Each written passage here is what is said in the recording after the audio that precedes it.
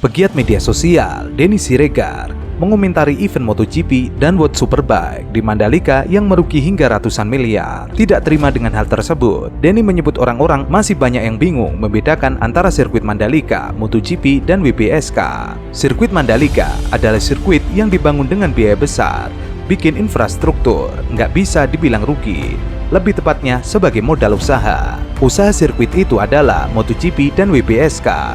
MotoGP untung, WBSK rugi. WBSK dicoret diganti event lain. Dalam sebuah usaha, itu wajar ada yang untung ada yang rugi. Kalaupun masih disebut rugi, itu karena antara modal yang dikeluarkan untuk bangun sirkuit Mandalika belum bisa kembali ke penyelenggaraan yang masih awal. Selain itu, Indonesia bisa mendapatkan keuntungan lainnya, salah satunya dikenal di dunia internasional. Namun berbeda dengan Musni Umar yang menyinggung kekurangan proyek pembangunan sirkuit Mandalika di Lombok, Nusa Tenggara Barat, meskipun dianggap oleh para buzzer meraih kesuksesan. Pasalnya, meskipun pembangunan sirkuit Mandalika disponsori oleh BUMN, namun meninggalkan utang sebesar 4,6 triliun rupiah. Ini berbeda dengan Formula E yang digagas Anies Baswedan. Gebiar Mandalika diklaim sukses karena disponsori oleh negara dan BUMN. Prihatinnya mewarisi utang sebesar 4,6 triliun. Bandingkan dengan Formula E tidak disponsori oleh negara dan BUMN, tetapi sukses dan tidak mewariskan utang, malah untung. Hal yang sama diungkapkan oleh loyalis Anies Baswedan, Giz Khalifa, yang mengaku heran dengan Komisi Pemberantasan Korupsi. Pasalnya, selama ini yang terus menjadi salah satu titik fokus adalah Formula E yang terus menyeret Anies Baswedan. Padahal ada pembangunan sirkuit Mandalika yang meninggalkan utang 4,6 triliun. Ia mentweet, "Selamat siang KPK RI, Formula E sudah diaudit BPK, kesimpulannya layak dilaksanakan. Yang rugi itu Mandalika, KPK bukan lembaga pilah-pilih." Sebelumnya, dan tahun 2020 sejumlah 500 miliar, sehingga memang gapnya sangat jauh. Sisanya pengembangan Mandalika dilakukan dengan project financing, yaitu melakukan hutang kepada perbankan, sehingga ini menjadi beban yang berkelanjutan bagi ITDC. Nah, ini yang menjadi persoalan yang di ITDC. Di samping itu, ITDC juga mendapatkan beban untuk penyelenggaraan MotoGP tahun 2022. Nah, ini menjadi beban yang sampai saat ini menjadi tanggungan daripada ITDC. Ruginya berapa ya Pak Hari ya? Sama WSPK itu kurang lebih berapa? P200-an ya. P200-an ya. Ya. Nah, kemudian di dalam proses ini, atas dasar itu kami mengajukan proses permintaan PNM untuk penyelesaian Mandalika. Ini adalah penyelesaian kewajiban yang tertinggal daripada Mandalika, itu sebesar 1 triliun 50 miliar rupiah. Penggunaan daripada pinjaman ini adalah untuk memenuhi kewajiban Mandalika, yaitu untuk pembangunan grandstand dan juga untuk biaya operasional di dalam penyelenggaraan event MotoGP tahun 2022. Holding BUMN Industri Aviasi dan Pariwisata Indonesia PT Aviasi Pariwisata Indonesia Injourney mengajukan penanaman modal negara untuk menyelesaikan kewajiban di kawasan ekonomi khusus Mandalika. Direktur Utama Injourney, Doni Oskaria, mengungkapkan PMN yang diajukan untuk Mandalika mencapai 1 triliun 50 miliar. Penggunaan PMN ini untuk memenuhi kewajiban Mandalika berupa pembangunan grandstand dan operasional penyelenggaraan event MotoGP 2022. Yaitu 1,2 triliun. Dana itu penyelesaian ini harus dengan equity. Tetapi yang long term liabilities-nya, apa yang kami lakukan hari ini, sebelum saya nanti masuk kepada apa yang ditanyakan oleh, yang kami lakukan hari ini adalah melakukan yang menyebabkan kerugian Mandalika itu semakin setiap tahun itu akan semakin besar, karena ada mismatch, tidak hanya rugi tetapi juga secara cash flow dia menjadi negatif, karena EBITDA-nya hanya 80 miliar, kewajibannya jauh lebih besar yang menjadi cicilan jatuh temponya. Apa yang kami lakukan adalah membagi 4 kriteria di dalam membagi ke dalam 4 business unit supaya problematika Nusa Dua ini kita bisa zoom in.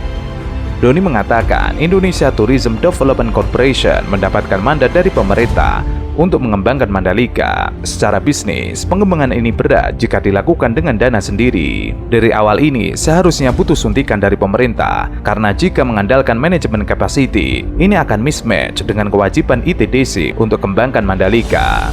Dari total kebutuhan investasi di Mandalika yang diajukan 9,25 triliun, ITDC pernah mendapatkan 2 kali PMN. PNN pertama diterima pada tahun 2015 senilai 250 miliar, dan yang kedua pada 2020 senilai 500 miliar. Gapnya sangat jauh, sisanya berasal dari project finance atau utang dari perbankan. Ini jadi beban berkelanjutan bagi ITDC. Waktu di 2014 kita Komisi 6 jenguk ke sana dan pada marah-marah berujung ke usulan PMN supaya kawasan ini digarap. Setelah dikucurin 250 miliar, langsung berwujud kepada pantai yang bagus. Lalu ganti direksi waktu itu Pak Abdul Bari, kemudian dia mempunyai gagasan, yaitu untuk membuat kawasan Mandalika beda dengan kawasan Nusa Dua, di mana Mandalika lebih sports activity oriented, gitu kan. Lalu kita semua terbawa oleh program ini, kemudian muncullah ide bangun sirkuit sehingga kita bisa melaksanakan WSBK dan MotoGP.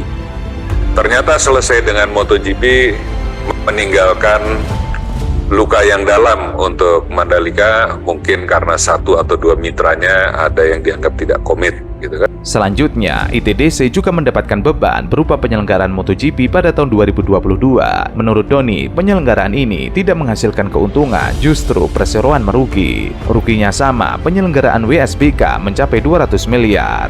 Karena itulah, Incerni menilai pihaknya membutuhkan suntikan dana untuk menyelesaikan persoalan di Mandalika. Diharapkan, suntikan dana ini dapat membantu perseroan menutupi beban yang ditanggung atas event yang sudah berlalu.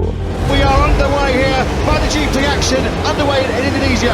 Big wheel off the line there for Jorge Martin in second place. Storming start from Miguel Oliveira on the number 88 factory KTM. Quartararo, the pole man, gets the whole shot, but Oliveira up into third. Look at Alex Rins straight around. Holding BUMN Pariwisata Incerni melalui PT Pengembangan Pariwisata Indonesia atau Indonesia Tourism Development Corporation tengah menanggung utang 4,6 triliun dari proyek sirkuit Mandalika.